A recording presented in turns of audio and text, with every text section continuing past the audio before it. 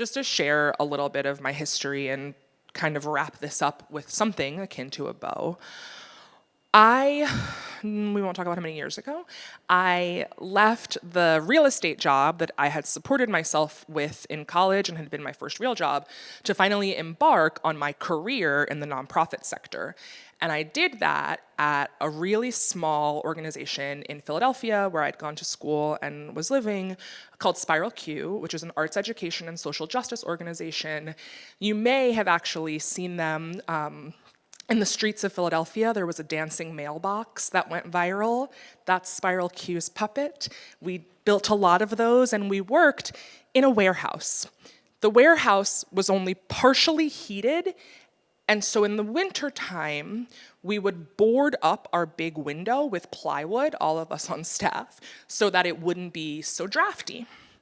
And that's what I thought a job in nonprofit meant.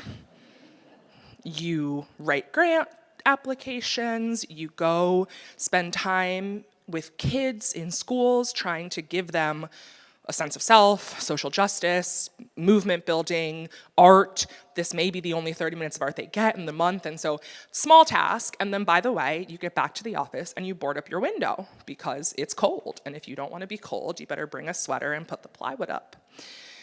And I started to feel like our work overall, though it was incredibly important and valuable, was boarding up windows in a way that we were just trying to slap plywood on these drafty windows across the universe of things that we were trying to solve. And I started to grow more and more skeptical about what we could do. And so I was also very broke.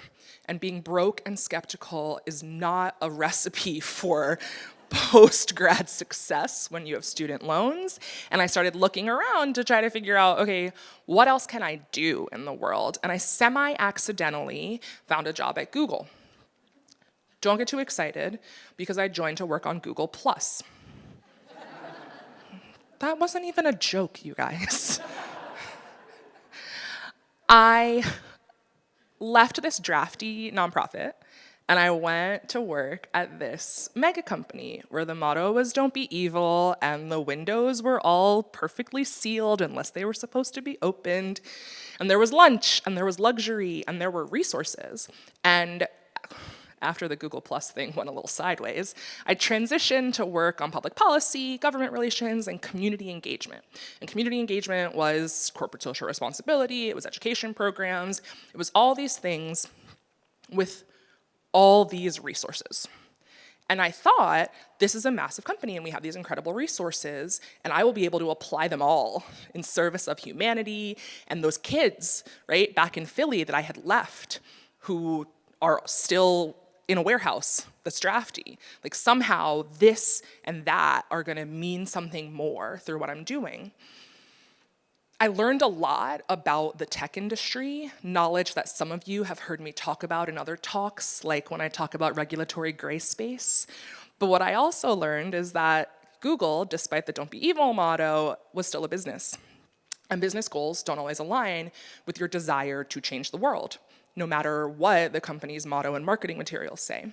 And so, increasingly skeptical, but slightly less broke, I started looking around for my next opportunity, and I wasn't quite sure what that might be. I was fortunate to connect over time and through many conversations with David Siegel, and now I lead a foundation. Talk about resources. We've got an endowment. We've got a grant-making budget, I have an incredible team, and a chairman who says to me, "Be unreasonable, break things, fix the world." Okay, why do I still feel like I'm boarding up windows? I think about everything that we are trying to do, and I talk often to my team at Siegel and others about what I call, like, are we hacking things or are we cracking them? When you're hacking something, like trying to push a student in Philly to and through an educational journey that might get them to go to an excellent institution and then hopefully find another program like Breakthrough Tech that'll help them get a better job and make them a leader. you're still just kind of hacking, right? Like we're hacking away, trying to make a broken system into something meaningful and useful for a broader number of people, but we know that we can't get everyone there. If we're trying to crack things, I'm looking for opportunities to break in and to change it and make it better, not just for the handful of students that we can push through the brokenness, but for all of us collectively to do and see something different from what we have and to make a reality that is in service of humanity. Humanity, which I've said so many times today, is the important piece here.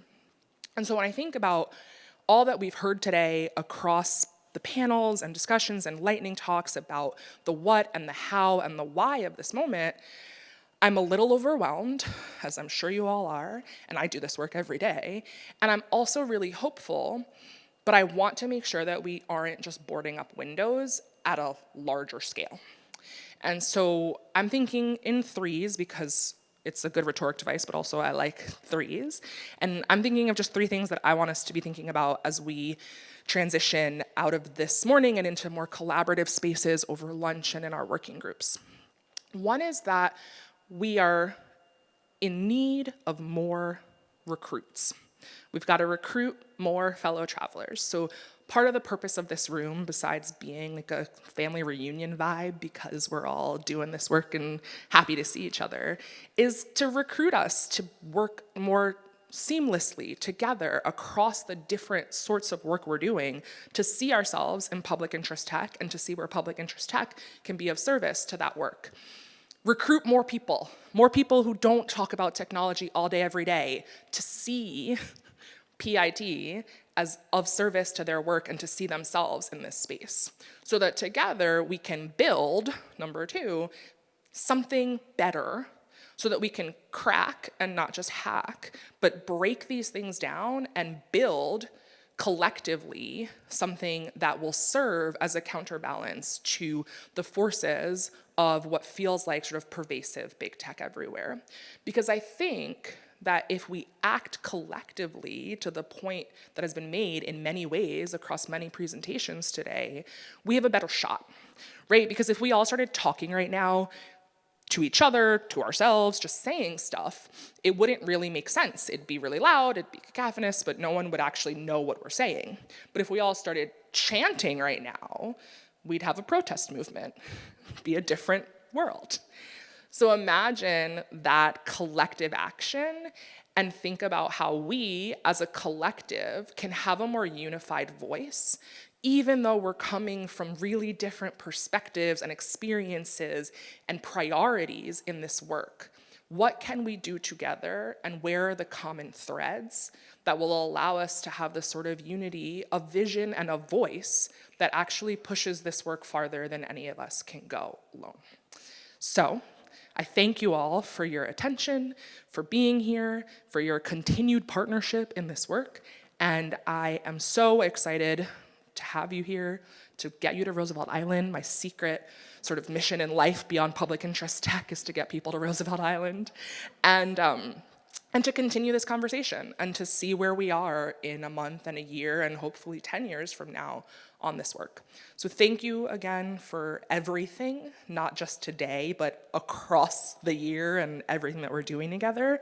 And thank you to our speakers. And yeah, I can't say thank you enough times. I do have a couple other logistical announcements though, so thank you will be the end of the pleasantries. Thank you.